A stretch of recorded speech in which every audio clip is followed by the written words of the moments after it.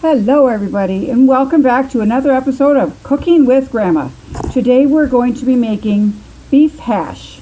This is an excellent recipe to use up your leftover roast beef. We had a roast beef for supper the other day and I have a fair amount left. So I found a recipe online that I liked. I looked up a few different recipes for uses for leftover roast beef. There was a lot to pick from, but this seemed really good and it sounds really easy. So what we're going to start with is we're going to start with my frying pan here, my skillet. I'm using my electric skillet today because it's nice and deep, and you want to put a lot of stuff in here. So this is a good idea. We're going to melt 2 tablespoons of butter, and to that we're going to add in 1 onion that has been chopped pretty finely, pretty small, and we're going to cook this onion until it is done and until it's nice and crispy and tender. So we're just going to let that have at it in there. I'm going to turn the heat up just a little bit more. I don't want it to burn, but I want it to be nice and crispy. And while that's cooking, I'm having 1.5 cups of diced potatoes. I'm chopping up my potatoes now. I peeled a few potatoes and I'm going to chop them up into a nice small dice. You want them to be pretty much all the same size because then they will all cook together. Now this is what a nice dice looks like. That's about what you want. You want all the same size chunks of potatoes. So you want 1.5 cups of diced potatoes. You can add more if you're cooking, if you want to like extra people eating, which is what I'm going to do because there's like 5 of us. So I'm going to probably do 2.5 cups. I'm going to just add some extra, and I've got a lot of extra roast beef because it calls for 3 cups. And you shred it after the cooked roast beef. You take it out of your refrigerator, the Tupperware container you put it in, and you shred it until you have 3 cups. In this case, I'll probably do like 5 or 6 because I want to make a good pot full of this. We used to have corned beef hash, and we did occasionally have roast beef hash when I was younger.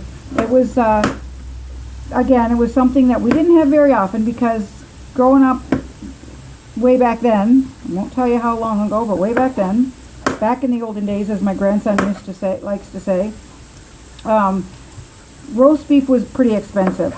So we didn't have it all that often. But we did have it, and then if we had a roast on Sunday, a pot roast, my mother would make, and that's what we did with the leftovers.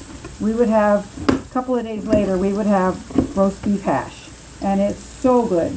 You can make beef stroganoff out of leftover roast beef, and there's lots and lots of easy recipes for that. You can make pot pie, like a chicken pot pie, only use beef, which I almost did today, but then I came across this recipe for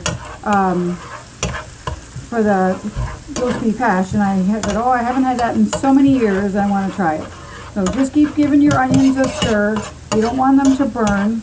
You want them to get nice and crispy and brown. You want them to add caramelized is really a good word for it. So when you get your potatoes all chopped up, when your onions are done, everything else except the milk and the gravy. Now I don't have leftover gravy. I have some leftover.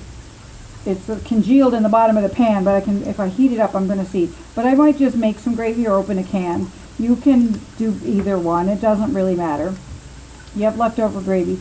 So after your onions are cooked, you put in everything except the milk and the gravy. And you just simmer it up. You cook it until the potatoes are done. So while my onions are I cut my potatoes. Now I'm going to shred my roast beef. And if it's cooked really well, like we had a roast beef, we did it in the oven. And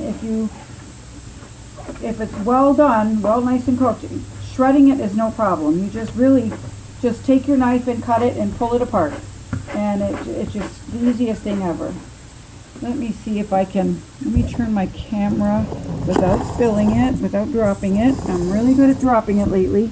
Let's see if I can show you what I'm talking about.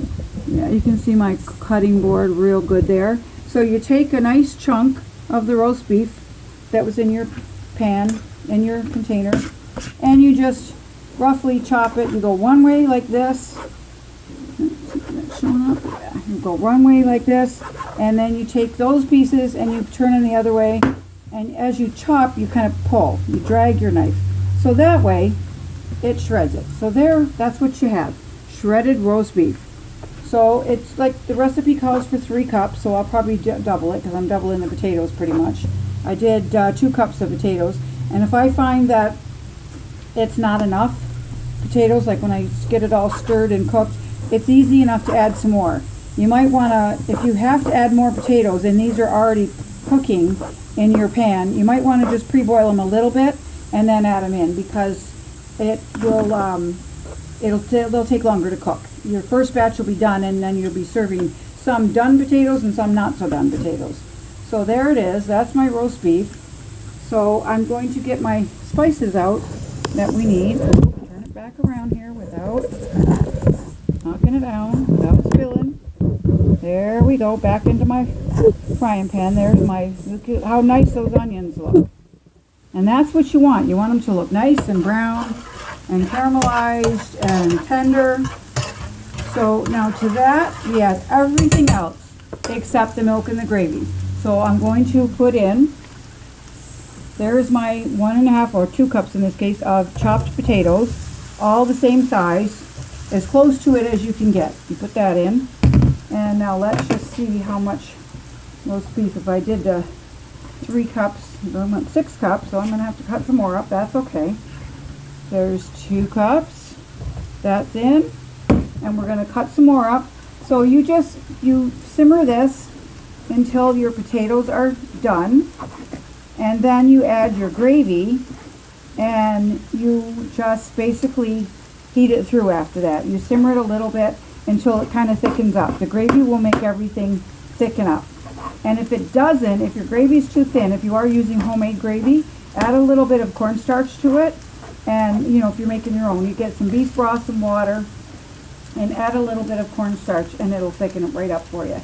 So there, I'm going to put in my other cup of roast beef and give it a good stir.